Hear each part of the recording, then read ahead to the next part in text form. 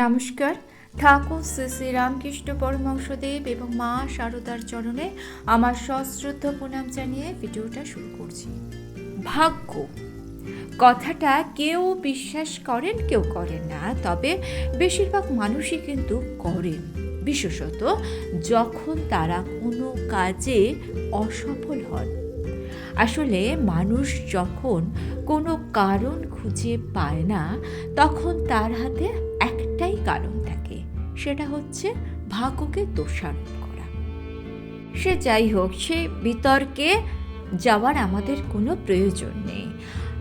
যদি আমরা ধরে নিই যে ভাগ্য সত্যিই ম্যাটার করে জীবনকে সুন্দরভাবে গড়ে তুলতে, এবং আপনি হয়তো আপনার ভাগ্য খারাপ বলে আফসোস করছেন, সেক্ষেত্রে আপনার ভাগ্যের চাকাও কিন্তু ঘুরবে।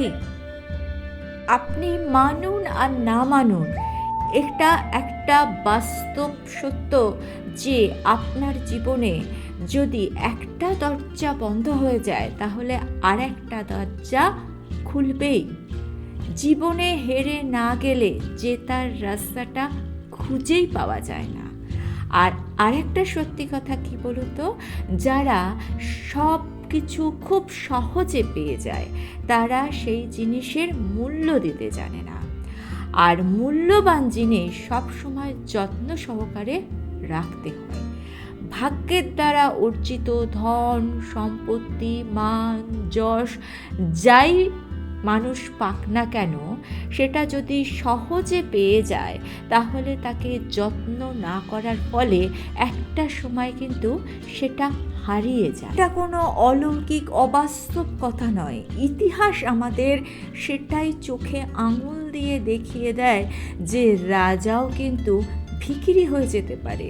আবার নিজ গুণে যে ভিখিরি, তাৎক্ষণিক অর্থে যার কিচ্ছু ছিল না, সেও কিন্তু পরিশ্রমের দ্বারা নিজের যশ সম্পত্তি অর্জন করে নিজেকে প্রতিষ্ঠিত করতে পারে। আপনি যদি সঠিক পথে চলেন, ঈশ্বর আপনাকে দেবে রহস্যময় সংকেত। আপনার জীবনে ঘটবে নানা অলৌকিক ঘটনা। আপনার জীবন ধীরে ধীরে পরিবর্তিত হয়ে যাবে। হৃদয়ে থাকবে সদা আনন্দময় এবং প্রশান্তিতে পরিপূর্ণ। আপনি জীবনকে নতুনভাবে চিনতে পারবেন। ষড়রিপু আপনার কোনো ক্ষতিই করতে পারবে না। ক্রোধাগ্নি থেকে মুক্তি পেয়ে আপনি দেবত্বাতে পরিবর্তিত হবেন। আপনি যে ঈশ্বরের দ্বারা নির্বাচিত সদস্য, তার সংকেত ঈশ্বরই আপনাকে পাঠাবেন বারে বারে, কিন্তু সেই সংকেত এতটাই সূক্ষ্ম যে তা বোঝা অতটা সহজ নয়। কি সেই সংকেত? আজকের পর্বে সেটা নিয়েই আলোচনা করব। আশা করি আজকের পর্ব থেকে আপনি আপনার মনের সমস্ত প্রশ্নের উত্তর খুঁজে পাবেন। দক্ষিণেশ্বরের মন্দিরে একদিন ঠাকুরের ভক্ত মণিমল্লিক শ্রী রামকৃষ্ণ পরমহংসদেবকে বলছেন, আপনি তো অনেকবারই বলে দিয়েছেন যে শুদ্ধ ভক্ত যে সে ঐশ্বর্য দেখতে চায় না, যে শুদ্ধ ভক্ত সে ঈশ্বরকে গোপালভাবে দেখতে চায়। প্রথমে ঈশ্বর হন চুম্বক পাথর আর ভক্ত হন সূচ, কিন্তু ধীরে ধীরে ভক্তই হন চুম্বক পাথর আর ঈশ্বর হয়ে যান সূচ, অর্থাৎ ভক্তের কাছে ঈশ্বর ছোট্টটি হয়ে যান। মণিমল্লিকের কথায় ঠাকুর বলেছিলেন, যেমন ঠিক সূর্যোদয়ের সময় সূর্যকে সেই সূর্যকে আলোয় দেখতে পাওয়া যায়, চোখ ঝলসে যায় না, বরং চোখের দীপ্তি হয়। ভক্তের জন্য ভগবানের নরম ভাব হয়ে যায়। তিনি ঐশ্বর্য ত্যাগ করে ভক্তের কাছে ধরা দেন। ভক্তের কাছে যে ভগবান বশ হয়ে যায় গো। আপনার কাছে যে ভগবান আসতে চাইছেন, সেই সংকেত ভগবানই পাঠাচ্ছেন আপনার কাছে বারে বারে। হয়তো আপনি সেটা বুঝতেই পারছেন না। ভোর 3টে থেকে 5টার মধ্যে, অর্থাৎ ব্রহ্ম মুহূর্তে আপনার যদি ঘুম ভেঙে যায়, আপনি যদি ক্রমাগত দিব্য স্বপ্ন দেখতে থাকেন, তাহলে আপনি বুঝবেন আপনার ডাকে ভগবান সাড়া দিয়েছেন। ভগবান আপনার কথা শুনছেন। ঈশ্বর আপনার কাছে ধরা দিতে চাইছেন।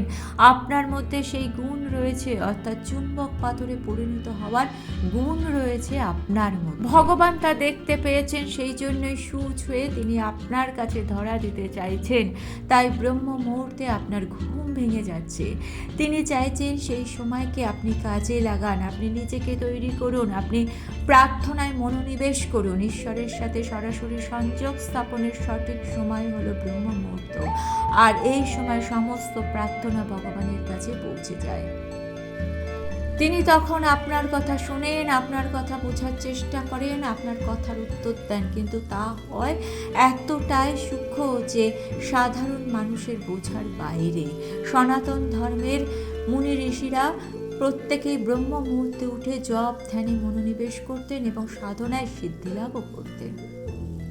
দক্ষিণেশ্বরে মা যখন নহবতে থাকতেন তখন ঠিক ভোর 3টের সময় উঠে জপ ধ্যানে বসতেন। মা বলছেন, ঠাকুর যখন গঙ্গায় যেতেন তখন নহবতের সামনে দিয়ে মাকে হাঁক দিয়ে যেতেন। শীতকালে যখন মায়ের উঠতে একটু আলস্যি হতো তখন ঠাকুর দরজার তলা দিয়ে জল ঢেলে দিতেন যাতে মায়ের ঘুম ভেঙে যায়, কারণ সেটা ছিল মায়ের শিক্ষাকাল।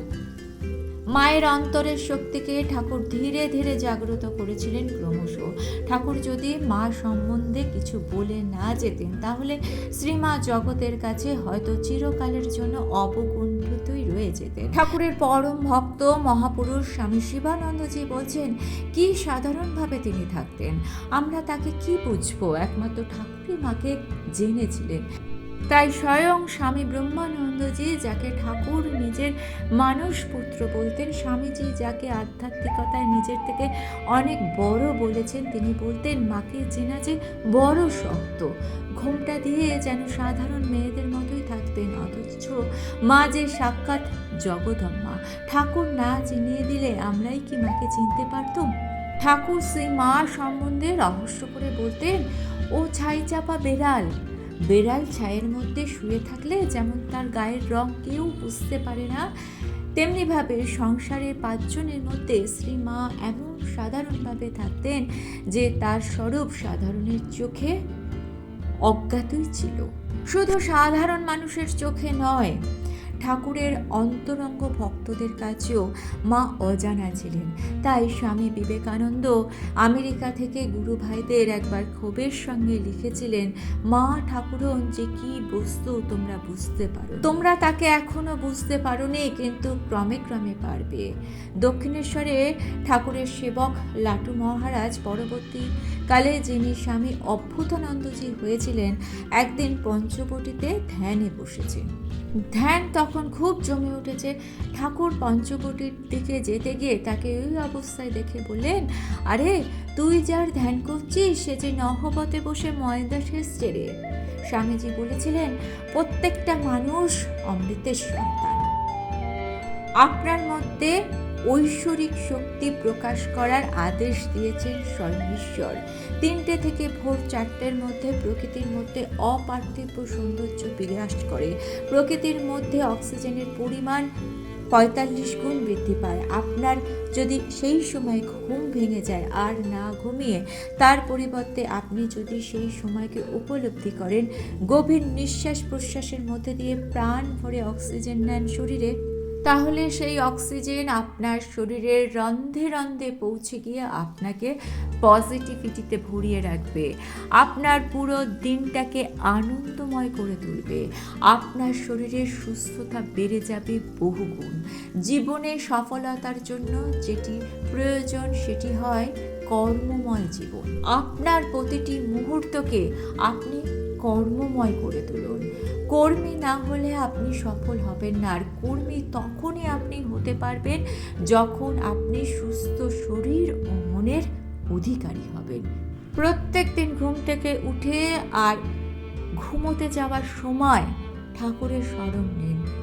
যখনই আপনি সময় পাবেন ঠাকুরের স্মরণ নিন, দেখবেন আপনার সমস্ত কাজে তিনি আপনার সহযোগী হয়ে উঠেছেন, যদি আপনি সঠিক পথে সৎভাবে কাজ করেন। কারোর ভালো করতে না পারলেও কারোর ক্ষতি করার চেষ্টা কখনো মনেই আনবেন না। জানবেন, মানুষের চোখের জল ফেলাটা না অনেক সহজ, কিন্তু আপনার সামান্য একটা কথায় কোনো মানুষ যদি একটু হাসে, সেটাই জানবেন আপনার ওপর ঈশ্বরের আশীর্বাদ।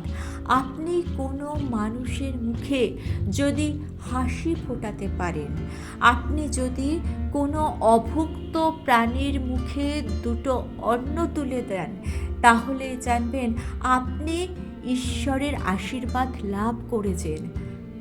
কারণ ঈশ্বর আপনাকে সেই রাস্তা দেখিয়ে দিয়েছেন, সেই জায়গায় নিয়ে গেছেন, সেই ক্ষমতা দিয়েছেন স্বয়ং ঈশ্বর। সবার কিন্তু এই ক্ষমতা হয় না, সবাই পায় না, সবার মন এই রকম সহজ হয় না। সহজ মনে আপনি যদি সকলকে আপন করে নিতে পারেন, তাহলে জানবেন আপনি কিন্তু ঈশ্বরের আশীর্বাদ পেয়ে গেছেন। কে কি বলছে, কে কি ভাবছে, সেগুলো ছেড়ে দিন, আপনি আপনার পথে চলুন। আপনি হয়তো ভাববেন জীবনটা তো সহজ নয়, জীবন জটিল। যারা জীবনকে জটিল করে তুলছে তাদের থেকে দূরে থাকুন। নেগেটিভ কথাবার্তা যারা বলে তাদের থেকে দূরত্ব বজায় রাখুন। যদি একেবারে সম্পর্ক বিচ্ছিন্ন করতে নাও পারেন, তাদেরকে এড়িয়ে চলুন। জানবেন পজিটিভিটির ক্ষমতা অসীম।